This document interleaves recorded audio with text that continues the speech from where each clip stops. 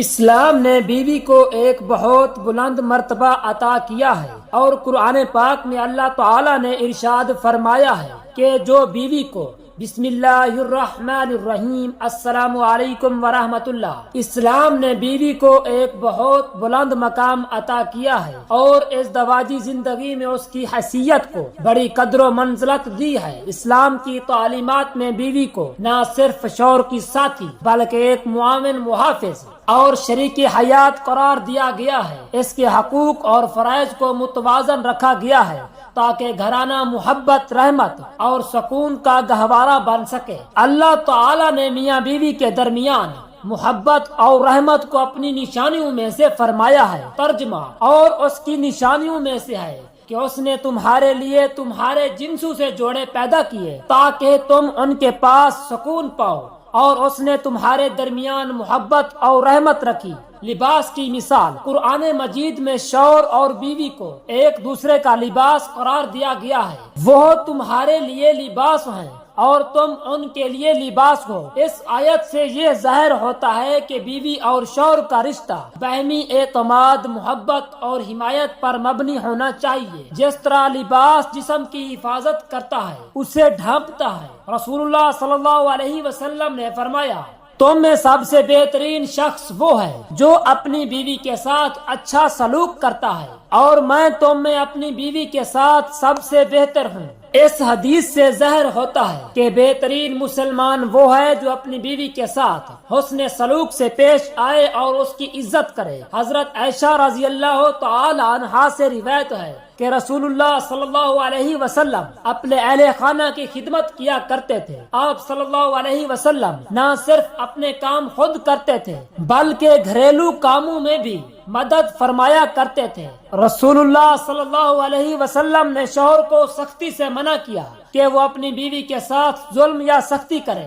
آپ صلی اللہ علیہ وسلم نے فرمایا، عورتیں تمہارے پاس امانت ہیں، پس ان کے ساتھ حسن سلوک کرو۔ نبی کریم صلی اللہ علیہ وسلم کی ازدواجی زندگی اپنے ساتھیوں کے ساتھ محبت، عزت اور خیر خواہی کی بہترین مثال ہے۔ حضرت خدیجہ رضی اللہ تعالی عنہا کے ساتھ آپ صلی اللہ علیہ وسلم کا رشتہ ایک مثالی ازدواجی تعلق تھا۔ حضرت خدیجہ رضی اللہ تعالی عنہا نہ صرف آپ صلی اللہ علیہ وسلم کی شریک حیات تھی بلکہ آپ کی اولین حامی، معاون اور تسلی دینے والی تھی۔ ان کی وفات کے بعد بھی رسول اللہ صلی اللہ علیہ وسلم انہیں ہمیشہ یاد کرتے اور ان کی محبت کا ذکر کرتے رہتے۔ حضرت عائشہ رضی اللہ تعالی عنہا کے ساتھ رسول اللہ صلی اللہ علیہ وسلم کا رشتہ ایک گہرے محبت بھرے تعلق کا عکاس ہے۔ آپ صلی اللہ علیہ وسلم حضرت عائشہ رضی اللہ تعالی عنہا کے ساتھ کھیلتے اور انہیں خوش رکھنے کی کوشش کرتے، ان سے اہم معاملات میں مشاورت بھی کرتے تھے۔ اسلامی شریعت میں اللہ تعالی نے نکاح کو ایک مضبوط معاہدہ قرار دیا ہے۔ قرآن مجید میں اللہ تعالی فرماتے ہیں، ترجمہ، اور ان کے ساتھ بھلائی کے ساتھ زندگی بسر کرو۔ اس آیت مبارکہ میں شوہروں کو حکم دیا گیا ہے کہ وہ اپنی بیویوں کے ساتھ حسن سلوک سے پیش آئیں۔ اسی طرح سورہ بقرہ میں فرمایا گیا، ترجمہ، اور عورتوں کا حق بھی ویسا ہی ہے جیسا مردوں کا حق ان پر ہے۔ بیوی کے فرائض میں سب سے اہم شوہر کی اطاعت ہے۔ رسول اللہ صلی اللہ علیہ وسلم نے فرمایا، اگر میں کسی انسان کو کسی کے سامنے سجدہ کرنے کا حکم دیتا تو میں عورت کو حکم دیتا کہ وہ اپنے شوہر کے سامنے سجدہ کرے۔ بیوی کو چاہیے کہ وہ اپنے شوہر کی عزت کرے اور اس کے مقام کو سمجھے۔ عورت اپنے شوہر کا گھر کی محافظ ہوتی ہے۔ بیوی کو چاہیے کہ وہ اپنے شوہر کے مال اور عزت کی حفاظت کرے اور اس کی غیر موجودگی میں بھی خیانت نہ کرے۔ شوہر پر فرض ہے کہ وہ اپنی بیوی کو مناسب نفقہ یعنی خوراک، لباس اور رہائش فراہم کرے۔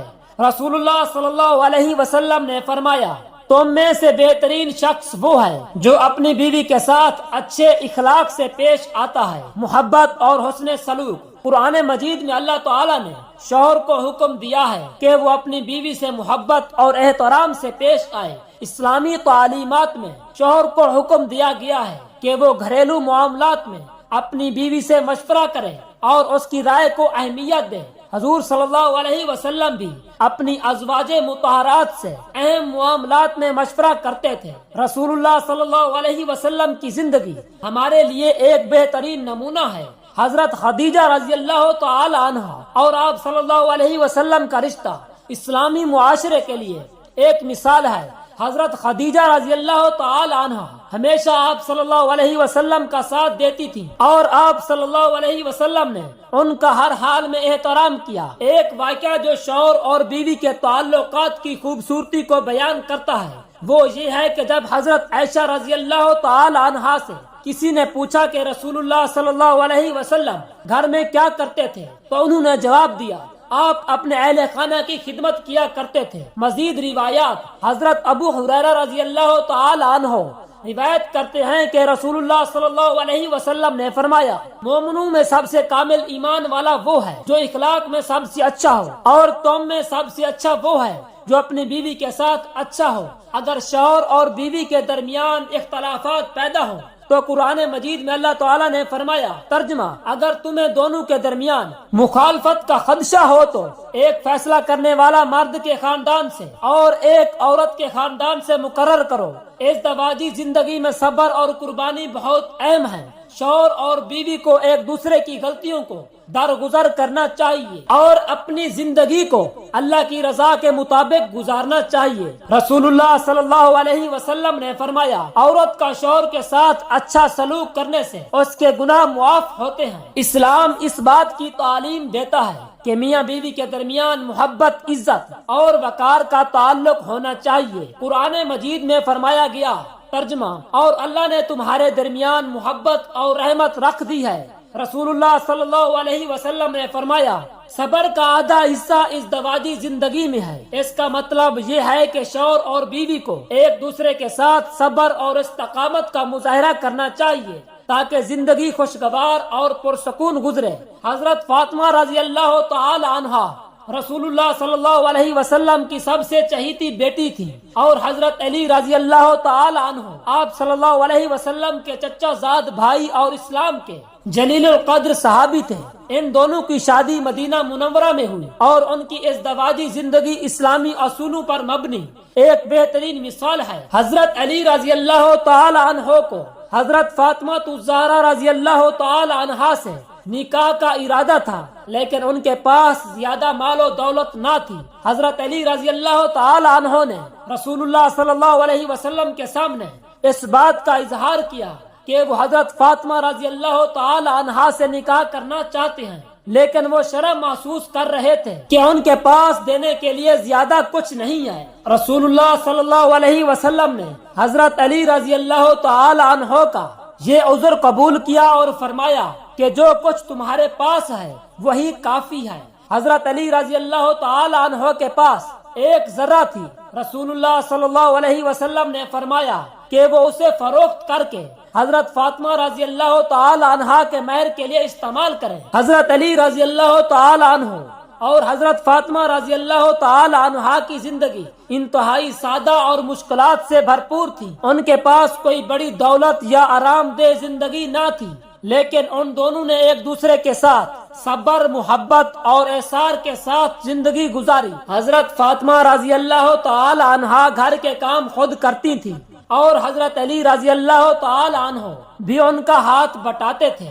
ایک بار حضرت فاطمہ رضی اللہ تعالی عنہا رسول اللہ صلی اللہ علیہ وسلم کے پاس گئی اور عرض کیا کہ گھر کے کاموں کی وجہ سے ان کے ہاتھ زخمی ہو جاتے ہیں اور بہت مشقت کا سامنا کرنا پڑتا ہے۔ انہوں نے رسول اللہ صلی اللہ علیہ وسلم سے ایک غلام مانگا تاکہ ان کی مدد ہو سکے۔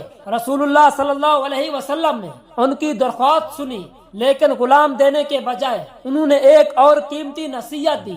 آپ صلی اللہ علیہ وسلم نے فرمایا، رات کو سونے سے پہلے 33 مرتبہ سبحان اللہ، 33 مرتبہ الحمدللہ اور 34 مرتبہ اللہ اکبر پڑھا کرو۔ یہ اذکار روحانی سکون کا ذریعہ بنے، اور حضرت فاطمہ رضی اللہ تعالی عنہا نے اسے اپنا لیا جس سے انہیں تقویت ملی۔ ایک دفعہ حضرت علی رضی اللہ تعالی عنہ اور حضرت فاطمہ رضی اللہ تعالی عنہا کے درمیان معمولی سا اختلاف ہوا۔ حضرت علی رضی اللہ تعالی عنہ گھر سے باہر چلے گئے اور مسجد میں جا کر سو گئے۔